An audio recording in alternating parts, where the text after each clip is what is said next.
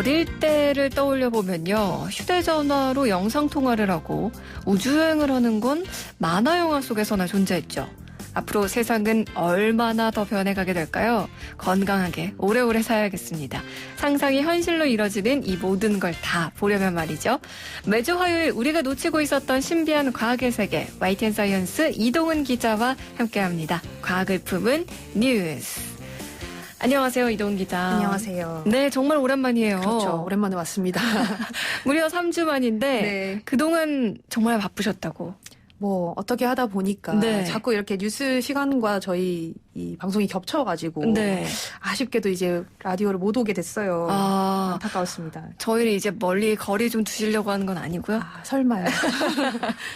아니 그동안 또 빈자리를 이혜리 기자가 잘 채워주긴 네. 했지만 청취자분들께서 또 이동은 기자에 대한 궁금증도 질문을 네. 주시고 했었어요.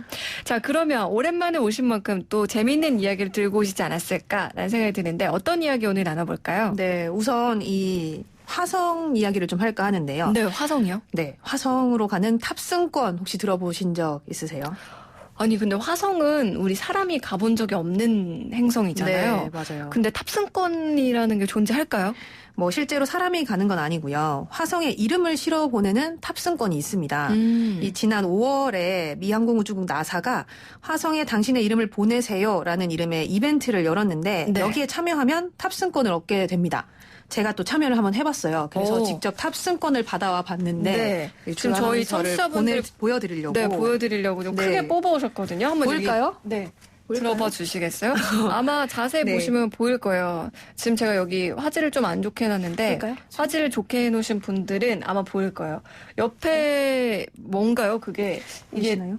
이름이 중간에 있고요. 그렇죠. 옆에 보딩 뭐예요? 패스라고 써져 있고요. 네. 이 제 이름이 이렇게 큼지막하게 적혀 있습니다. 네. 그리고 자세히 보면 이 출발 예정일이 2020년 7월로 돼 있어요. 그리고 출발지가 미국 플로리다의 케이프 커네버럴 공군기지고 여기서 출발해서 화성의 예제로 크레이터까지 가는 티켓입니다. 이 크레이터가 우리가 아는 이 화성의 어떤 분화구처럼 생긴 구덩인데 네. 예제로라는 이름의 이 크레이터까지 가는 거예요.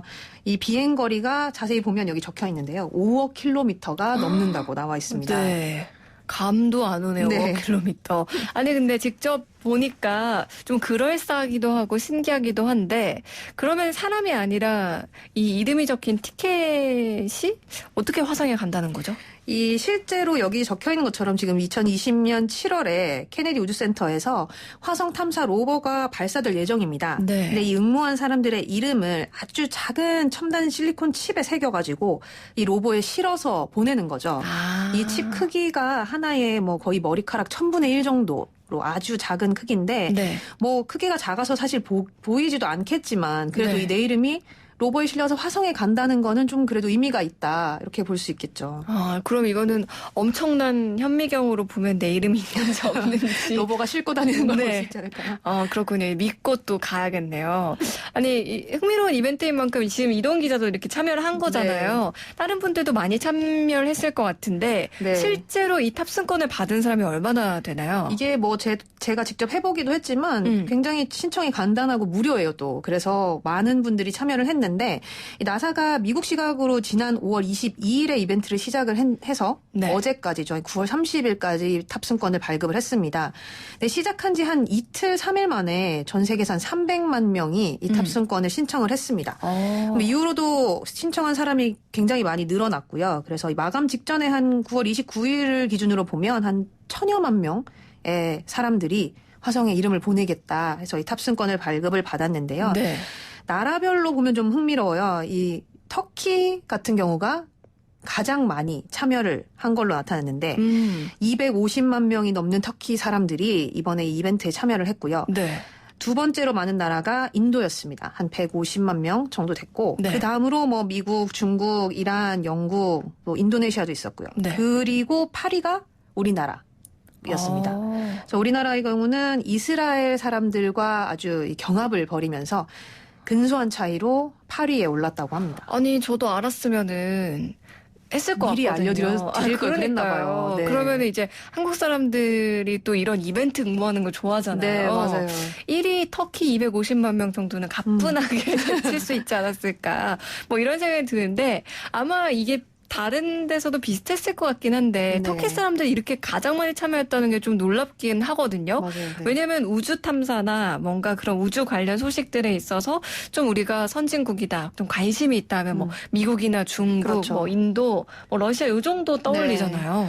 뭐 이유가 있다고 보는데 그 중에 하나가 이제 지난 2016년에 터키계 미국인이 소유한 기업이 화성 탐사 로봇의 핵심적인 장비를 공급을 했습니다. 그래서 우리가 들었을 때는 뭐 그게 큰 의미가 있나라고 생각을 하겠지만 이 터키 국내에서는 국민들이 이 사실을 알고서 화성에 대한 관심이 엄청나게 늘어났다고 해요. 그러니까 뭐 이런 것 때문에 점차 이 화성에 대해서 조금 관심을 가지게 됐고 이걸 계기로 뭐 마침 화성에 이름을 보내는 이벤트가 있다라고 하니까 터키 사람들이 많이 참여를 한 것으로 보이고요. 뭐 사실 이렇게 나라별 인원을 보면 이게 우주 개발의 한 판도 변화를 그대로 보여주는 거라고도 할 수 있는데요. 뭐 최근에 인도나 이스라엘 같은 경우는 달 표면 착륙에 도전을 하기도 했고요. 그러면서 이 말씀하신 뭐 선진국들, 이른바 선진국이라고 불리는 우리가 뭐 알고 있는 미국이나 러시아, 중국 이런 나라들이 이 달 탐사에 대해서는 꽉 잡고 있었는데 네. 이 경쟁 구도에 이제 인도나 이스라엘이 뛰어들게 된 거죠. 네. 뭐 실제로 인도 같은 경우는 총리가 직접 이 우주센터를 찾아서 보여주듯이 이 연구자들을 격려하기도 했고요. 네. 최근에 이스라엘은 달 착륙선에 실렸던 이 1mm 정도 되는 작은 생물이 있어요. 근데 이 생물이 달 표면에 생존했을 것이다. 뭐 여기서 좀 살았을 것이다. 라는 얘기가 나오면서 이 연구 결과가 굉장히 국제적으로 화제가 되기도 했었습니다. 지금 그런 말씀하신 것처럼 이 이벤트에 참여한 국가들 순위가 어떻게 네. 보면 우주에 대한 판도다. 뭐 이렇게 지금 그렇죠. 얘기를 해주셨잖아요. 경쟁 구도니까. 그러니까. 네. 근데 우리가 이스라엘을 아주 근소한 차이로 제치고 네. 8위를 차지했다. 이것도 좀 의미를 부여할 수 있을까요? 뭐 그렇죠. 이 상위권에 오른 나라들이 보면은 또 대부분 인구가 좀 많은 나라들이에요. 그렇죠. 네, 중국도 그렇고 인도도 그렇고. 그래서 이 우리나라의 일부 과학자들은 화성에 이름을 보낸 이 상위 한 8개국 정도의 인원을 나라의 인구 비율로 계산을 해보면 네. 우리나라가 훨씬 높은 순위를 차지하게 될 것이다. 그래서 그렇게 계산을 하면 아마도 터키에 이어서 한 2위 수준이 되지 않겠나라는 얘기도 하고 있거든요. 네. 뭐 그만큼 사실 우리나라 사람들 우주 개발에 굉장히 관심이 크잖아요. 그거를 반영하는 결과이기도 하고요. 여기에 이 이벤트 소식을 접하고 최근에 이 한국의 케이팝이 굉장히 인기가 많잖아요. 네. 그래서 뭐 방탄소년단 멤버들이나 뭐 강다니엘 이런 유명 아이돌 이름을 전 세계에 있는 팬들이 이 적어가지고 여기다가 굉장히 많이 보냈다고 해요. 어머나. 이런 것도 좀 영향을 주지 않았을까. 아니 그러니까 예를 들어서 뭐 터키 사람인데도 이벤트 신청을 하면서 이름을 적을 때 본인 이름을 적지 않고 그렇죠. 좋아하는 아이돌의 이름을 적는다거나. BTS 멤버들의 이름을 그렇죠. 적는다던가 네. 뭐 이랬다는 얘기잖아요. 여기서 또 갑자기 과학을 품은 뉴스 하다가 힙합 얘기를 들으니까 좀 반갑기도 하고 네. 당황스럽기도 한데 물론 이름만 보내는 거고 내 이름 눈으로 볼 수 없다고 너무 작아서 얘기하긴 하셨지만 그래도 이런 이벤트를 통해서 사람들이 좀 화성에 대해서 관심을 갖게 될 것 같아요. 네, 아무래도 뭐 화성을 잘 모르다가도 여기에 뭐 이름을 보낼 수 있구나, 뭐 로버가 가는구나 정도를 알게 되면 좀 관심이 가게 될 텐데 나사가 이런 이벤트를 연 것 자체도 그런 이유 때문입니다. 뭐 국민들이 우주 탐사에 관심이 많으면 그 나라 우주 정책에도 영향을 줄 수 있잖아요. 네. 그래서 나사 홍보 관계자가 실제로 이런 이벤트를 통해서 뭐 자라나는 세대들이 과학에 관심을 갖게 되면 이 각 나라의 어떤 국가 경쟁력을 키우는 인재로 자랄 수 있을 것이다. 이런 식으로 홍보 그 효과에 대해서 얘기를 네. 하기도 했어요.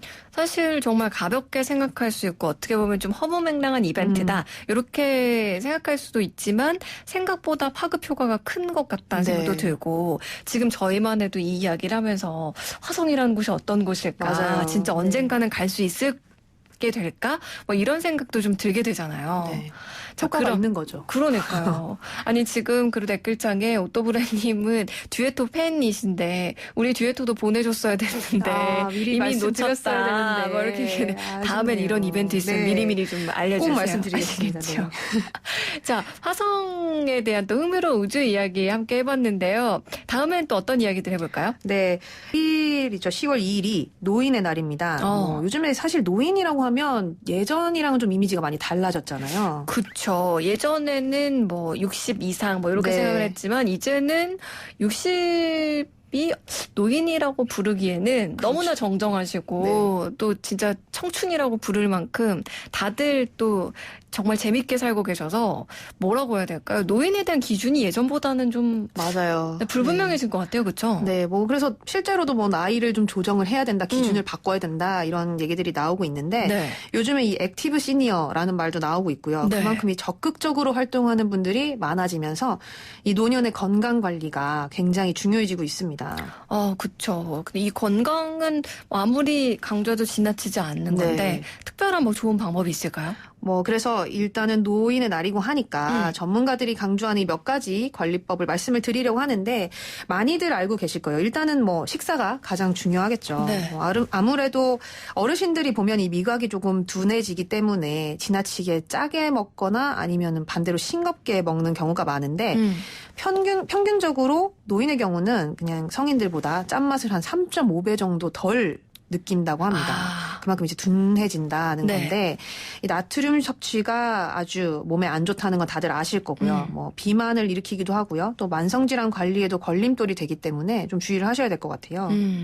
그리고 생각해 보면은 이제 혼자 드시거나 그러다 보면 이제 이것저것 챙겨 먹고 하기 귀찮아서 밥과 국 혹은 그냥 밥에 반찬 한두 가지로 김치 하나 뭐 이렇게 해서 그렇게 때우시는 경우가 많은데 그러면 아무래도 종합적인 그런 영양 섭취보다는 나트륨 섭취가 많아질 수밖에 없을 것 같아요. 네, 그렇죠. 뭐 그렇게 간단하게 드시면 사실 탄수화물이랑 나트륨이 많이 들어간 이런 식단이 되니까 건강에는 안 좋을 수밖에 없을 건데요.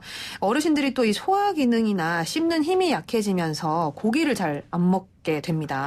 그런데 이렇게 단백질 섭취가 좀 줄어들게 되면 노화에 따른 이 근손실을 대비하기가 어려워집니다. 그래서 고기를 좀 드시는 게 좋은데 좀 힘드시다 하면은 이 부드럽게 삶거나 쪄서 드시면 좋을 것 같고요.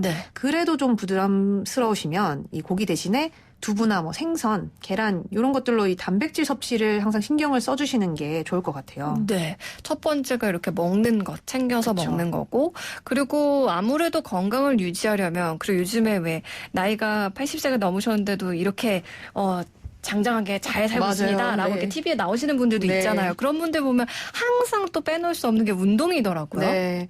뭐 일단 나이가 들면 근육량도 줄어들고요. 또 이 근육 세포 하나하나가 내는 힘도 떨어지게 됩니다. 그래서 보통 환갑을 넘게 되면 근육량이 해마다 한 3% 정도 줄어든다고 하는데요.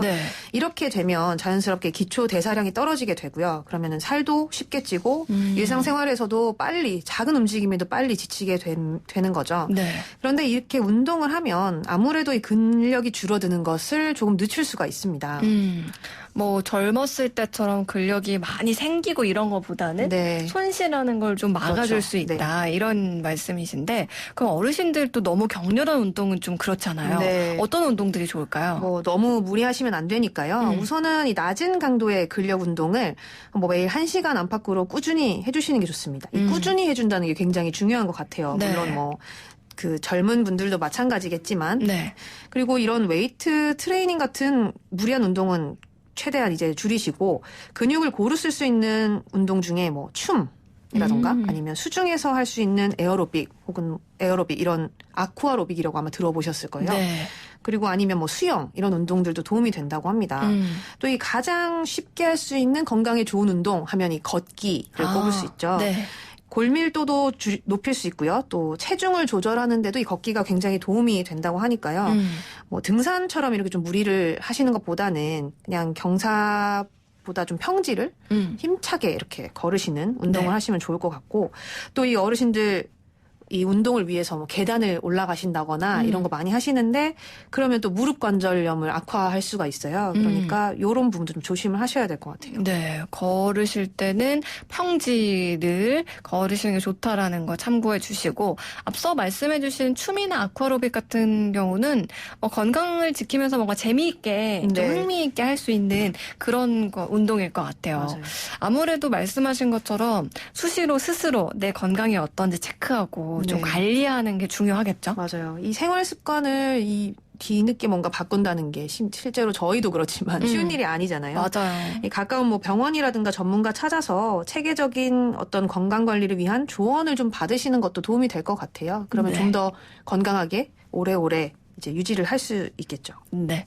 오늘 또 화성 이야기, 그리고 노인의 날 맞아서 또 노인 건강 관리까지 함께 이야기해 봤는데요. 지금까지 우리가 놓치고 있었던 신비한 과학의 세계, 과학을 품은 뉴스, YTN 사이언스 이동원 기자와 함께 했습니다. 오늘 말씀 고맙습니다. 네, 감사합니다. 노래 한 곡 더 띄워드릴게요. 소녀시대 화성인 바이러스.